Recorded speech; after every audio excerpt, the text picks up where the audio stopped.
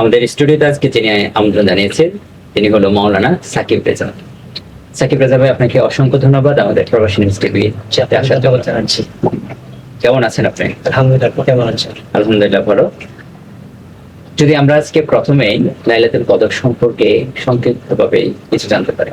জি, আসসালামু আলাইকুম ওয়া রাহমাতুল্লাহি ওয়া বারাকাতুহু।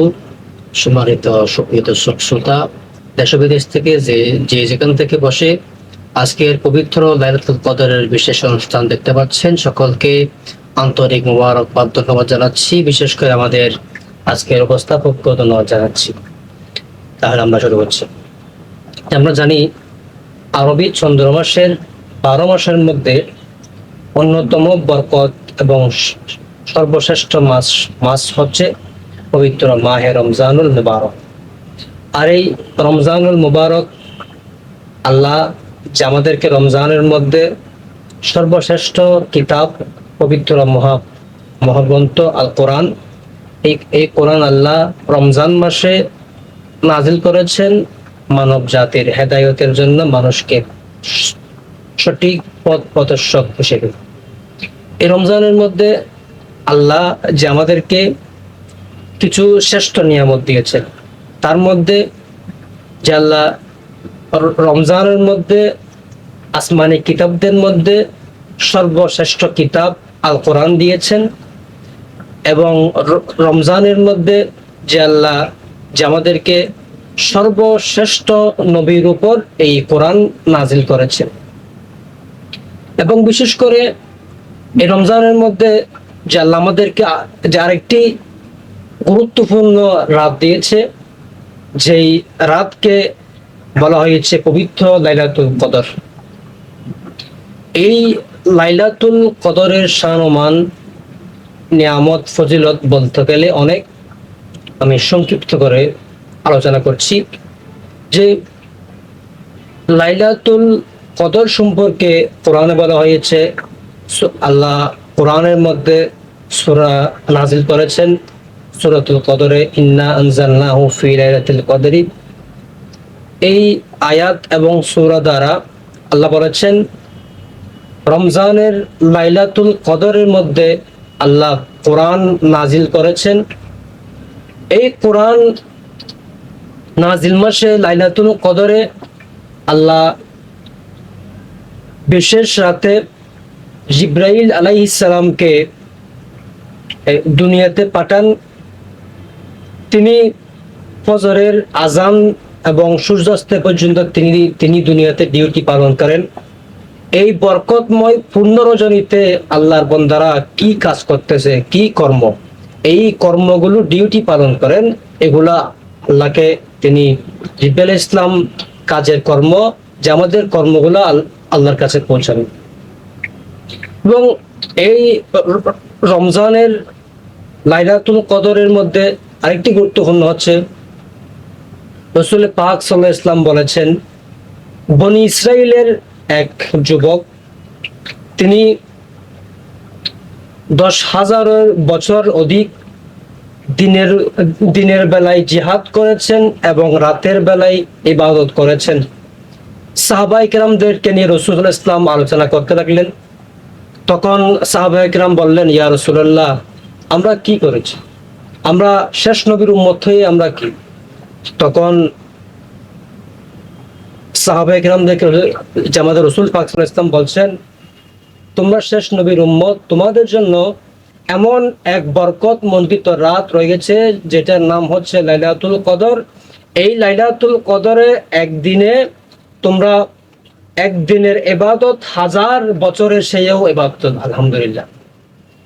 এবং আরো বলতে লাগলেন যে রাসূল পাক সাল্লাল্লাহু আলাইহি ওয়াসাল্লাম বলছেন যে অন্যান্য নবীর উম্মতদের হায়াত বেশি, তাদের ইবাদত করার পরিধিও বেশি, আর আমাদের নবী হযরত মুহাম্মদ মুস্তাফা সাল্লাল্লাহু আলাইহি ওয়াসাল্লামের উম্মতদের হায়াত কম, ইবাদতের করার সময়ও কম।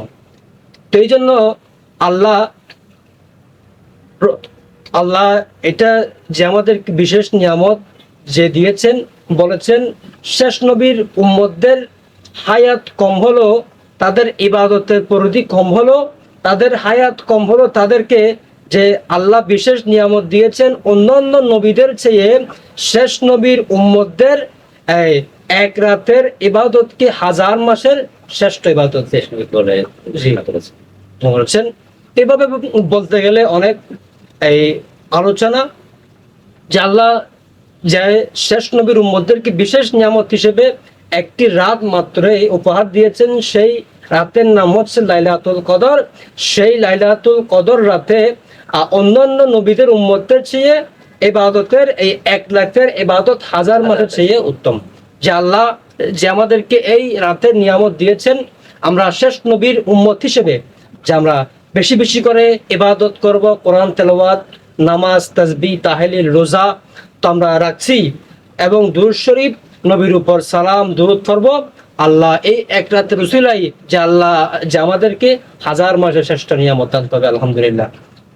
আমরা সেই রাতটি হচ্ছে যে বিজুর রাত বলে থাকি, যে রমজানের 21তম 21তম শুরু হয়। যে আল্লাহ তো রমজানকে তিন ভাগে ভাগ করেছে, রহমত, নাজাত, মাগফিরাত। তো শেষে 10 দিন বিজুর রাতে লাইলাতুল কদর তালাশ করার জন্য বলেছেন। যে তাহলে 21 তৃতীয় যে আপনার 21 রমজান থেকে শুরু হয়, 23 রমজান, 23, 25, 27।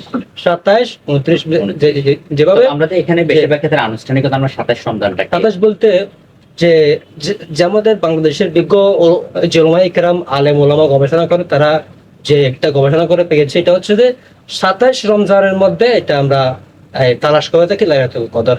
তাই কিন্তু নিয়ম হলো বেজোর রাতে, বেজুর রাতে 21 রমজান থেকে 21 রমজান, তাহলে 23 রমজান, 25 রমজান, 29 রমজান, 27 রমজান, 29 রমজান।